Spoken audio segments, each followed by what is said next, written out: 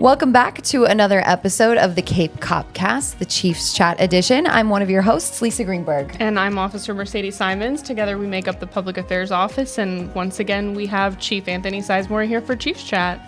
How you doing? I'm good. How are you guys this week? Good. It's been busy in a good way. Yeah. Steady busy, nothing too much. We'll take it. Yeah. How's your week been going? Been really good. Really good. We had a great resolution to a pretty high-profile bunch of cases. Yeah. And just really glad that it wrapped up. I'm ecstatic for what happened, although not at all surprised with the talent that we have here. Yeah, they're pretty awesome. What he's referring to is the recent cases of smash and grab burglaries that we had in the downtown Cape area. Yeah, I know a lot of the businesses were concerned because it was all kind of in one little localized area that just had a couple different nights where different businesses were getting hit. And obviously that's where we, set all the bells and whistles. We set up different operations. We have to get this guy, and we did it. So we did. I wish we could. It's detrimental during the case, right? But if the public knew what we were doing and the net was getting tighter and tighter, and had somebody identified while these were happening, and we were on it, and it was just a good resolution. I mean, these are devastating things to a small business. For sure. To have happen. One of them got hit twice. So there's a lot of pressure internally because we feel for the community. We want to make the case, in our own world, we want to catch bad guys doing bad things, but we're also a member of the community and see that a lot of places, especially a small business, can be on a very thin margin, and you don't account for that, right? We just went through hurricanes. You're worried about surge and inventory, and they're still coming out of supply chain stuff. And there's a lot to running a small business, and we get it.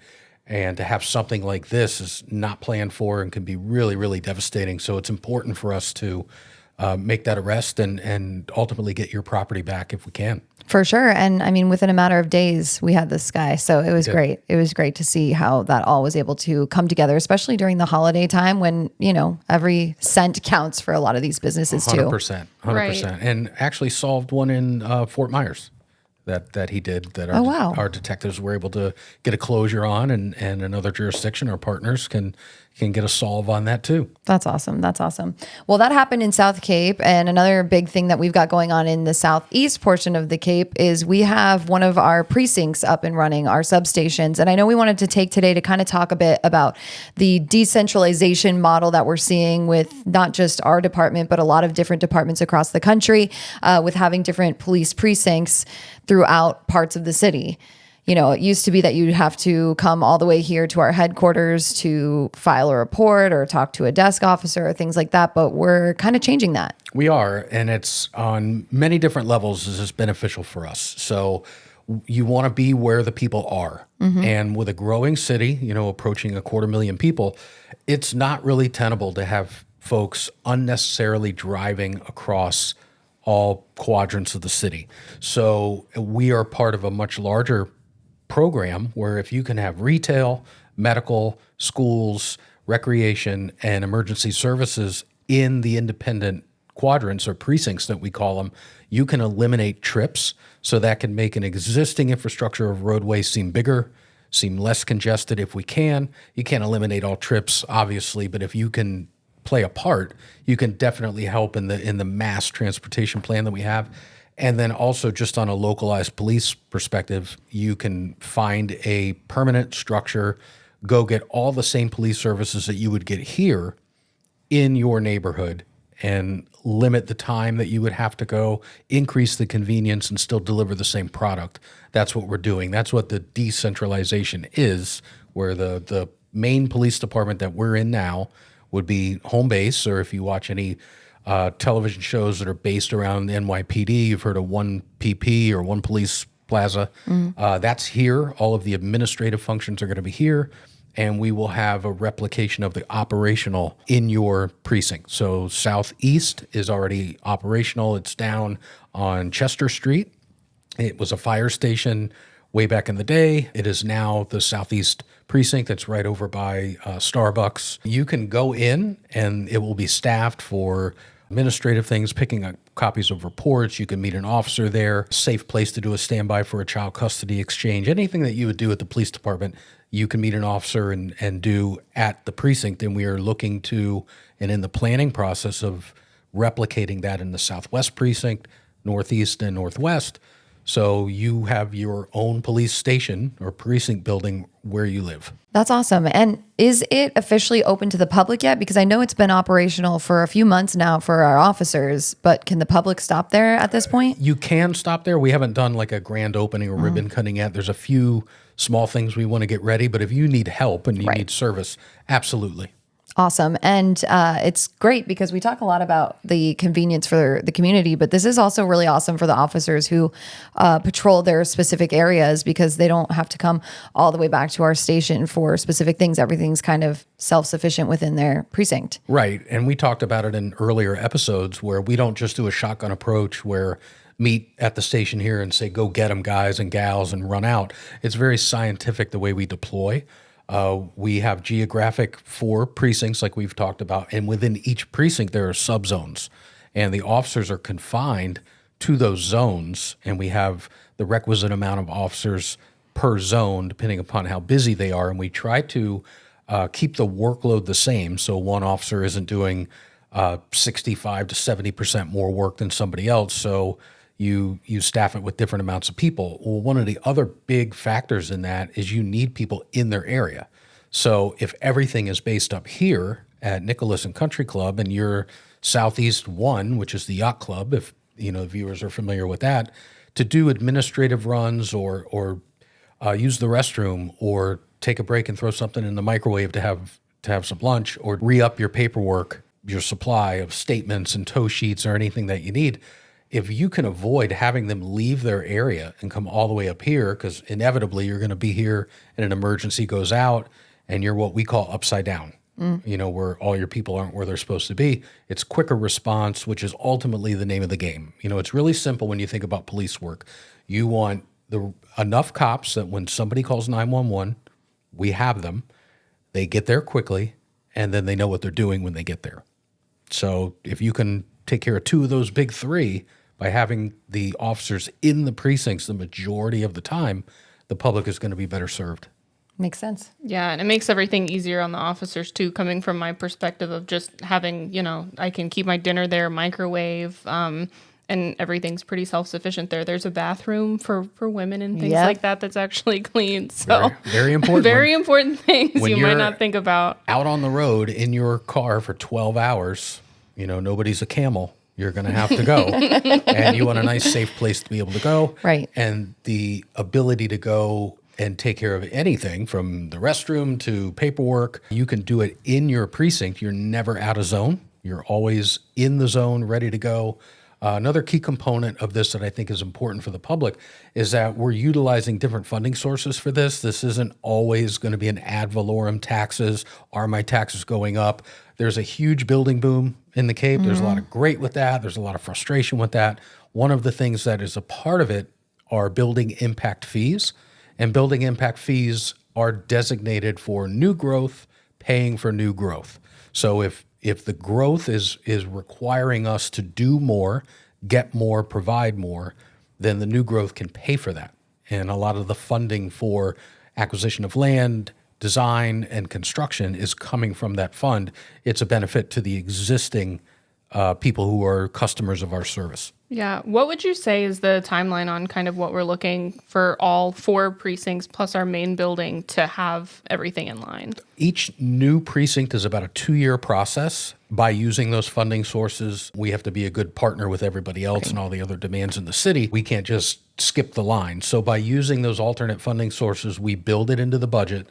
So I say a 2-year process because year 1 is the design. So we engage a design firm that is talented and their business is building designing government buildings, and we'll actually design how it's going to look to get the best flow for the public, the best operational use for our staff. And then the next year, it's funded to actually do construction. And we looked at many different models, renting storefront for the immediate need. That's good in the short term. It's not good practice in the long term. If we're going to be moving towards what we look like at build out, you don't want to have a never-ending rental. You want to get the property while you can, utilize the funding that is absolutely designated for that, new building impact fees and different funding mechanisms like that is just for this acquisition of the land and developing and building capital asset projects, and a police precinct to benefit new growth is exactly in the wheelhouse, and that's what you use it for. Yeah, that makes sense. It'll be interesting to see when they're all built. They're going to be pretty cool. They're going to be very, very nice. And another benefit to it is it's not just the storefront. It'll look just like a storefront for the public. You walk into the lobby, you'll be engaged by an officer, desk officer, and a customer service representative to help you with what you need. And then on the back end, there'll be meeting space for our officers, conference area, and also workspace. Because as we grow, the footprint of this building can become stretched. So if we can off-site certain components of the police department, it frees up space here. So it's a long-term project. Each one, if you've heard the phrase, the days are long, but the years are short. There's little gears spinning and then a big gear going. So there's a lot of planning, a lot of developing, and we're moving in stages: design, construct, acquire land in the new one, design, construct. These are 2 years each one. So you're looking at about an 8 to 10 year project to have all of them done. And then each one will have different unique characteristics to replicate what is needed in that precinct. Makes sense. I got to ask, when you became chief, did you realize how much planning you'd be doing for the future when you potentially aren't even working here anymore? I mean, you are constantly planning for the next thing. I did not. I tell people that I have 2 full-time jobs. The first full-time job is the CEO of the police department, administering it, running it. I knew what I was getting into for that, but I really didn't. You think you know, because I was a deputy chief. I was one of the number 2s before I moved into that role. So it's always a lot more than you thought. But I have such talented, capable people underneath me that administering the day-to-day of the police department is actually the easier of the 2. The second full-time job I have that I did not know that I was getting, the previous city manager told me, you don't really understand where you're at, what you have to do. And oh yeah, I got it. The second full-time job is planning for the future. And somebody could come in and do that, where you anticipate where you're going, identify the funding.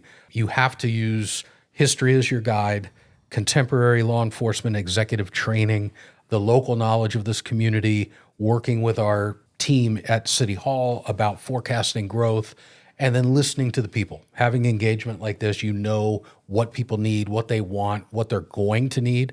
So they'll tell you what they want, and sometimes you have to tell them what they're going to need. And you put that all together and you identify, where do we need to be? We do 1 year budgets legally.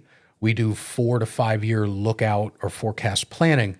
We have a new program that we're in the development stages of it now. We call it Project 35, which is fiscal year 2035, 10 years from now, because we are in fiscal year 2025.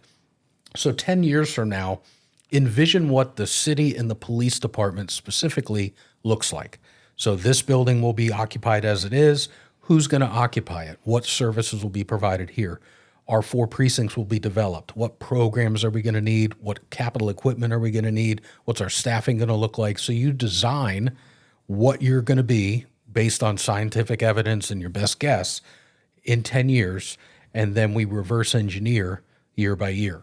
So if this is where we're going to be in 2035, where do we have to be in 2034, 2033, all the way back to now, so that you're on pace and you don't wake up unprepared. You're on a schedule so that 10 years from now, you have what you need, and the services will be delivered, meeting and going above expectations. And that's a difficult task, because I didn't learn how to do that.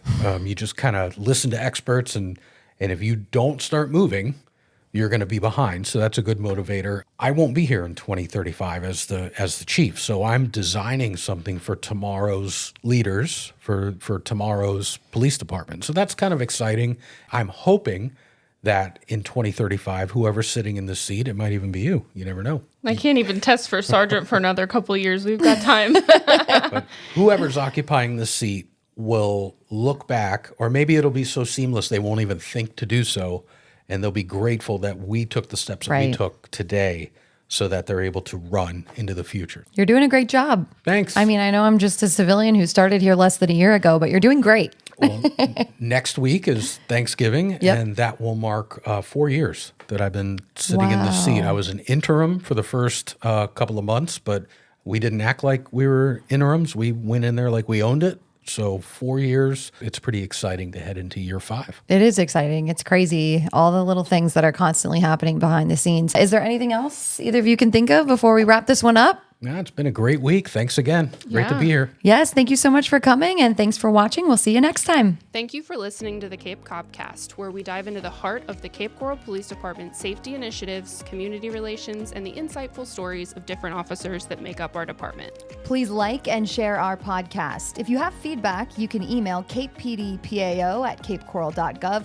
And remember to follow us on social media. Our handle is @CapePD on all major platforms. Stay safe, stay Cape.